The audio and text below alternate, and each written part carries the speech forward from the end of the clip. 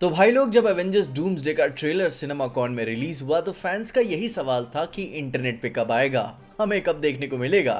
बाकी अभी next week ही Brazil comic cone होने वाला है, तो फिर से मार्वल के लिए एक बहुत ही इंपॉर्टेंट इवेंट है, जहाँ पे बेसिकली लास्ट टाइम उन्होंने फैंटास्टिक फोर की पूरी कास्ट के साथ कई सारी चीज़ें दिखाई थी। तो इस बार भी वो कुछ बहुत ही बड़ा करेंगे उधर, और अपने अपकमिंग वीक तक हमें डूम्सडे का ट्रेलर एक्सपेक्टेशंस में बैठा के रख ही लेना चाहिए कि तब देखने को मिल ही जाएगा, क्योंकि ऑलरेडी बहुत ही लेट हो चुका है। और बहुत हद तक ये भी पॉसिबल है कि जो सिनेमा कॉन में हमें ट्रेलर दिखाया गया था, यानी कि अटेंडीज को दिखाया गया था, वो ऑनलाइन ट्रेलर से काफ़ी अलग होगा। जिसके ऊपर से जिन जिन लोगों ने सिनेमा कॉन को अटेंड करके ट्रेलर के डिस्क्रिप्शन दिए, उनमें भी कई सारी डिस्पैरिटीज सामने आ रही हैं। जैसे कि कई लोगों का कहना है कि डूब ने अपने मास्क उतारा, और कई बोल रहे हैं मास्क तो उतारा ही नहीं था, there is no way to understand कि वो आरडीजे है अपने मैंडलोरियन की तरह। बाकी कई लोग ये भी बोल रहे थे कि डूम अपने हाथों से थॉर का स्टॉर्म ब्रेकर रोक लेता है, तो कुछ ये भी बोल रहे थे कि वो अपनी उंगलियों से ये कर लिया। कई सारों का ये कहना था कि स्टीव म्योल्नियर को समन करता है, तो कई ये भी बोलते हैं कि वो स्टॉर्म ब्रेकर को समन करता है। तो पूरी तरीके से ठोस भाव से सब सही मान लेना मुश्किल है, पर हाँ, थोड़ी मोटी मोटा बातें सही हैं कि जैसे कि थॉर अपना डूम से लड़ता है, गैम्बिट वर्सेस शैंग-ची की लड़ाई होती है, प्रोफेसर एक्स इनकर्जन्स देखता है, एंड वो सारी चीजें अपनी जगह पे सही हैं। आरडीजे का एक्सेंट काफी थिक लाथवेरियन ऑस्ट्रियन एक्सेंट्स का मिक्स होने वाला है, काफी रॉ तरीके से हमें सुनाया जाएगा, जो कि लाथवेरियन हेरिटेज को उसके रिफ्लेक्ट भी करता है। और वो एक्टिंग वाइज मैं सही भी बोलूंगा, कुछ नया हमें देखने को मिलेगा। एंड उसी आरडीजे के एक्सेंट को लेकर नई डिटेल्स भी हमारे सामने आई है, कि जहां लोग बोल रहे हैं कि आरडीजे का डॉक्टर डूम कोई भी टोनी स्टार्क का इविल वेरिएंट वर्जन नहीं होने वाला, क्योंकि वो कैरेक्टर अपने आप में एक सोल आइडेंटिटी रखेगा। ये डॉक्टर डूम का कैरेक्टर ओरिजिनल कैरेक्टर होने वाला है, सोलो, जिसका बस अपनी यूनिवर्स के टोनी से थोड़ी सी शक्ल मिलती है, काइंड ऑफ, क्योंकि डॉक्टर डूम की शक्ल तो स्कार्ड है, एंड वो बात तो आपको पता ही है। जहां पे अब उसी एक्सेंट को सुनते हुए कई लोगों ने ये भी डिकोड कर लिया कि आरडीजे ने लास्ट बार ऐसा कहां पे बात किया हुआ था। तो यस, आरडीजे ने कुछ इसी तरीके से एक्सेंट का यूज किया था ट्रॉपिक थंडर मूवी के प्रेस जंकेट में, जिसे आप अब सुन सकते हो। We're here to talk about a little movie called Tropic Thunder, okay? Tony Stark, Iron, the most whatever. famous mass murderer.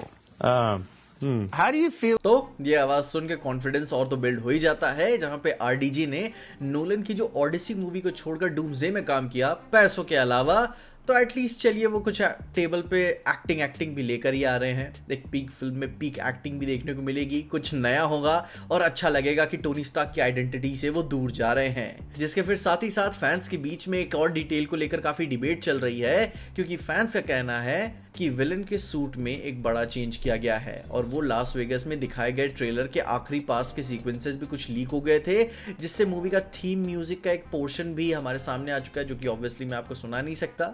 जहां पे अब उसके बाद जब उसी लीक के बारे में बात करें, तो डॉक्टर डूम के कॉस्ट्यूम में कुछ और भी नोटवर्दी चेंजेस हमारे सामने आए हैं, जो कि पहले मार्वल के रिलीज्ड आर्ट में नहीं थे। जहां पे अगर आप यहां पे गौर करके देखोगे, तो डूम के पास अब एक कंप्लीटली डिफरेंट बेल्ट बकल है, जो कि डिजाइन डेवलपमेंट के वक्त ऐसे अल्टरेशंस पॉसिबल हैं, और इसका स्टोरी से रिलेटेड सिग्निफिकेंस बहुत ज़्यादा बदलता नहीं है। लेकिन ये देखना काफ़ी इंटरेस्टिंग होगा कि हमें इस साल के आगे कोई कॉन्ट्रोडक्टरी मर्चेंडाइजेस भी देखने को मिल जाएंगे। कुछ मीन तो नहीं ना करता ये, खैर उसके बारे में आगे तो पता चल ही जाएगा। बाकी उसी के साथ जैसे डूम्सडे की डस्ट सेटल हुई है, हमारे सामने और भी मूवी के बाकी कैरेक्टर्स के ऑरा मोमेंट सुनने में आ रहे हैं। जैसे कि एक तो नेमोर के बारे में हमें पता चला है कि नेमोर अपना मोजेस वाला मूवमेंट करके अपनी सीज को पार्ट कर देगा। जैसे कि फैंटास्टिक फोर जब हमें ट्रेलर में देखने को मिला था कि उनकी टीम हमारे मीन अर्थ पे आ चुकी है क्रैश करते हुए, और वो शूरी और नेमोर से मिल रहे होते हैं, तो नेमोर ने वहां पे उनसे मिलने के लिए पूरा सी डेजर्ट ही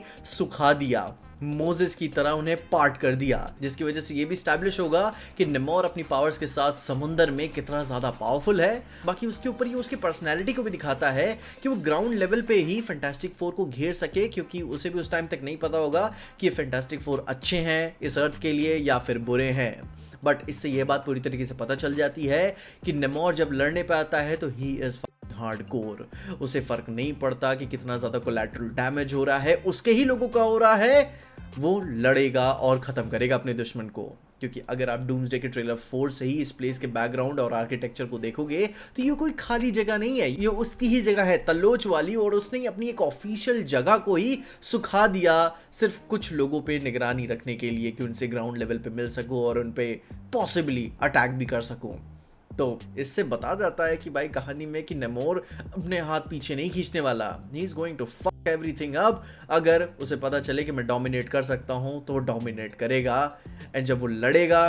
तो वो भी मोमेंट देखने लायक होगा। जहां फिर उसी के साथ साथ डिज्नी की तरफ से डूम्सडे की मूवी का ऑफिशियल डिस्क्रिप्शन भी हमारे सामने आ चुका है, जहां पे उनके ही वर्ड्स में बोलूं तो उन्होंने लिखा है कि in Avengers Doomsday beloved heroes from 3 distinct universes will be set on a deadly collision course and face an existential threat unlike anything they have ever encountered।